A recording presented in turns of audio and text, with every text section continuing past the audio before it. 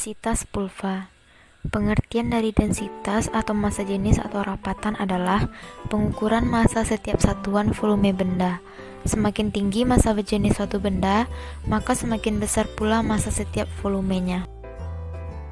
Cara menentukan berat jenis atau true density adalah: yang pertama, ditimbang pikonometer yang telah diketahui volumenya, A yaitu B. Yang kedua, pikonometer diisi dengan parafin cair dan ditimbang, hasilnya C. Kemudian hitung bobot jenis parafin cair dengan rumus Rho sama dengan C dikurang B per A gram per mililiter. Selanjutnya timbang 2 gram serbuk, masukkan ke dalam pikonometer tersebut lalu timbang, hasilnya adalah D. Tambahkan parafin ke dalam pikonometer kira-kira setengahnya, ditutup dan dibiarkan kira-kira 5 menit dan digoyang. Tambahkan parafin cair sampai pikonometer penuh dan timbang, hasilnya adalah E. Selanjutnya hitung BJ atau berat jenis dengan rumus D dikurang B dikali Rho pelarut gram per mililiter per D dikurang B ditambah C dikurang E.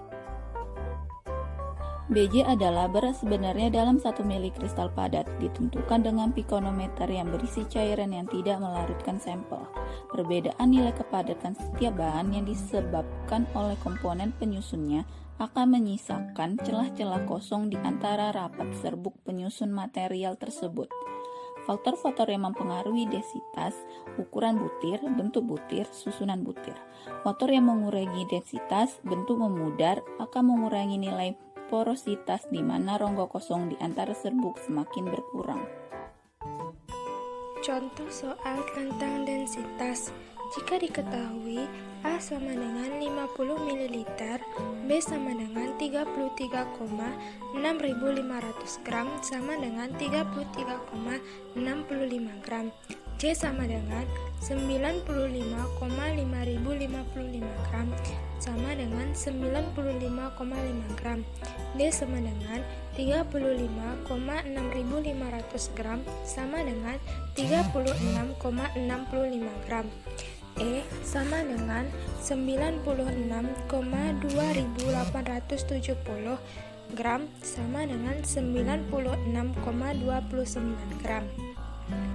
Yang ditanya, hitunglah massa jenis dan BJ dari ZNO. Yang pertama, mencari massa jenis. Rho sama dengan C kurang B per A gram per mililiter. Jadi 95,5 dikurang 33,65 per 50. Hasilnya 1,237 gram per mililiter. Yang kedua, mencari BJ sama dengan D dikurang B kali Rho pelarut gram per mililiter per D kurang B ditambah C dikurang E. Jadi 36,65 dikurang 33,65 kali 1,237 per 36,65 dikurang 33,65 ditambah 95,5 dikurang 96,29. Jadi 3 dikali 1,237 per 3 ditambah min 0,79. Jadi sama dengan 3,711 per 2,21. Hasilnya 1,706 gram per mililiter.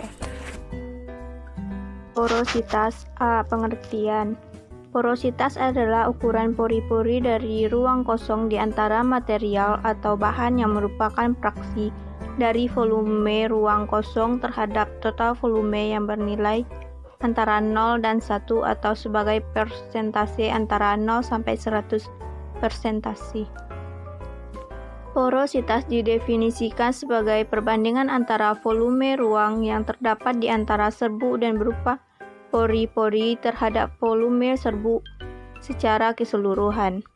Porositas merupakan salah satu karakteristik fisik yang diperlukan terutama untuk mengkarakterisasi bahan padatan hasil proses maupun yang akan diproses kembali. B. Faktor yang mempengaruhi, yaitu jenis bahan, ukuran bahan, distribusi pori, sementasi, riwayat diagenetik, dan komposisinya. C. Ukuran pori. Ukuran pori itu terdapat mikropi dengan ukuran kecil dari 20 aderjat.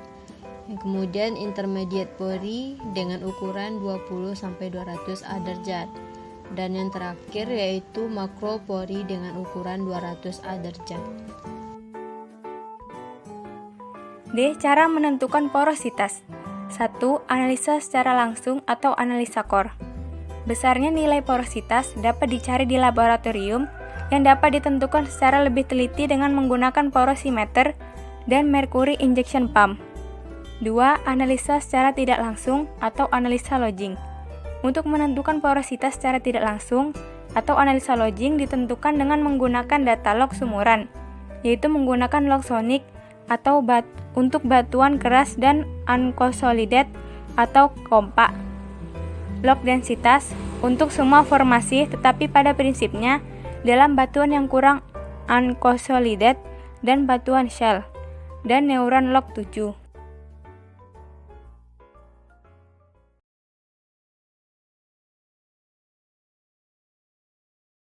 Assalamualaikum warahmatullahi wabarakatuh. Perkenalkan, saya Vera Fitria, BP 20160011. Saya selaku moderator dari kelompok 1 dan perkenalkan juga rekan-rekan saya dari kelompok 1. Yang pertama, Apriliana, BP 20160001. Yang kedua, Junisti Fartika, BP 20160002. Yang ketiga, Anggun Wulansari, BP 20160012. Yang keempat, Della Safira Reksa, BP 20160021. Yang keenam, Puji Kurniawati, BP 20160022. Di sini kami akan mempresentasikan hasil kerja kelompok kami dengan pembahasan luas permukaan spesifik. Baiklah, kepada rekan saya dipersilakan untuk membacakan PPT tersebut. Luas permukaan spesifik merupakan perbandingan antara luas permukaan terhadap volume atau berat suatu bahan, yaitu luas permukaan per satuan volume atau luas permukaan per satuan berat, dengan rumus SW sama dengan SV per rho. SW sama dengan alpha S per rho D Vs alpha V. D Vs sama dengan garis tengah karakteristik volume permukaan spesifik. Untuk partikel bulat dengan rumus SW sama dengan 6 per rho dV. Metode penentuan luas permukaan. Kita dengan menggunakan rumus P per V dikali V0 dikurang P sama dengan 1 per Vm dikali B ditambah B dikurang 1 per Vm dikali B dikali P per P0. SW sama dengan AM kali N per M per rho kali Vm sama dengan 16,2 kali 10 pangkat min 16 kali 6,02 kali 10 pangkat 23 per 22,414 kali 10 pangkat 4 kali Vm. SW sama dengan 4,35 kali Vm M kuadrat per gram.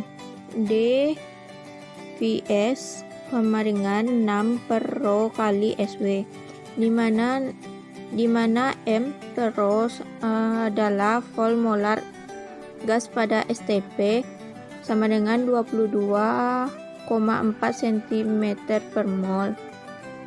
N bilangan Avogadro sama dengan 6,2. kali 10⁻³ molekul per mol. km adalah luas permukaan molekul N tunggal yang diabsorpsikan. B. Metode permeabilitas udara. Tahanan terhadap aliran dari suatu cairan melalui sumbat dari serbuk kompak adalah L-perm. Dari serbuk tersebut, persamaan Poiseuille yaitu V sama dengan A per eta SW kuadrat dikali delta PT per KI dikali epsilon pangkat 3 per dalam kurung 1 kurang epsilon pangkat 2. Persamaan Clancy-Kármán yaitu V sama dengan ID kuadrat delta PT per 128 dikali I dikali beta. Laju alir dipengaruhi oleh derajat kompresi partikel-partikel, porositas, ketidakteraturan kapiler. Baiklah teman-teman, sekian dari kami. Assalamualaikum warahmatullahi wabarakatuh. Assalamualaikum warahmatullahi wabarakatuh. Baiklah, perkenalkan saya Vera Fitria, BP 2616011. Saya selaku moderator dari kelompok 1. Perkenalkan juga rekan-rekan saya dari kelompok 1. Yang pertama, Apriliana 2016001. Yang kedua, Junisti Partika BP 2016002. Yang ketiga, Anggun Wulansari BP 2016012. Yang keempat, Della Safira Refsa BP 2016021. Yang kelima, Puji Kurniawati BP 2016022. Di sini kami akan mempresentasikan hasil kerja kelompok kami, yaitu tentang kecepatan ensilin. Daya penyerapan atau ensilin adalah banyaknya air dalam gram yang dapat diserap secara maksimal oleh 1 gram substan selama waktu maksimum 15 menit. Contoh, W sama dengan bilangan ensilin 4/1,3. Artinya, 1 gram substan setelah waktu 4 menit dapat menyerap air selama 1,3 gram. Daya penyerapan cairan suatu substan adalah banyaknya cairan dalam gram per centimeter kubik yang dapat diserap oleh G substan. Daya hisap. Untuk mengkarakteristikkan daya hisap bubuk atau penyerapan cairan sekret luka atau bahan obat cair lipofil digunakan alat ensilin. Alat tersebut terdiri dari sebuah penyaring gelas yang dihubungkan dengan sebuah pipet berskala 0,02 mili melalui sebuah selang berukuran sekitar cm dan dipasangkan sedemikian rupa pada sebuah statif sehingga letak pipet horizontal dan bagian dinding dalam sebelah atas sama tinggi dengan penyaring gelas. Sebelum penentuan daya hisap dilakukan, alat tersebut diisi dengan cairan U dan I yang cocok dan dipasang seperti pada penjelasan di atas. Pengaturan skala awal tepat pada tanda di pipet dilakukan dengan menggeser atau memutar selang setelah bagian atas penyaring gelas dikeringkan dengan kertas haring atau kapas. Daya serap air dengan alat ensilin. Granul yang telah tercampur dengan magnesium stearat dan talkum ditimbang sebanyak 1 gram, diletakkan di atas corong Higgs dan disebar merata.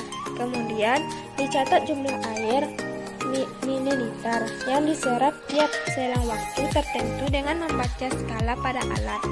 Amati sampai 60 menit, kemudian dibuat kurva hubungan antara jumlah air atau mililiter yang diserap terhadap waktu per menit.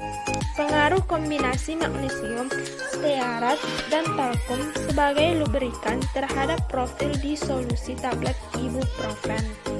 Penentuan daya penyerapan air. Penentuan daya penyerapan air menggunakan alat ensilin yang telah dimodifikasi. Pate ditimbang sebanyak 1 gram dan diletakkan di atas corong Higgs. Kemudian dicatat jumlah air yang diserap setiap selang waktu tertentu dan membaca skala pada alat. Dibuat kurva jumlah air yang diserap terhadap waktu.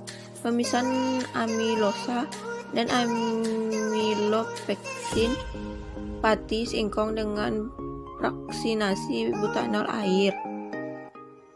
Daya penyerapan cairan. Alat Enslin disusun sedemikian rupa sehingga saringan pada corong His rate tepat sama tinggi dengan pipet ukur. Selang dan pipet ukur diisi dengan air hingga penuh. 1 gram zat uci yang telah dikeringkan hingga berat konstan dimasukkan ke dalam corong Hirsch. Jumlah air yang diserap diamati pada selang waktu tertentu dengan membaca skala pada alat. Penentuan daya penyerapan air. Masing-masing formula granul ditimbang 1 gram, diletakkan di atas corong Hirsch Enslin. Kemudian dicatat jumlah air yang diserap tiap selang waktu 5 menit dengan membaca skala pada alat. Pengujian dilakukan sampai 1 jam atau sampai jumlah air yang diserap konstan. Dibuat kurva hubungan jumlah air yang diserap terhadap waktu, yaitu menit. Sekian dari PPT dari kelompok kami. Apabila ada kesalahan mohon dimaafkan. Wassalamualaikum warahmatullahi wabarakatuh.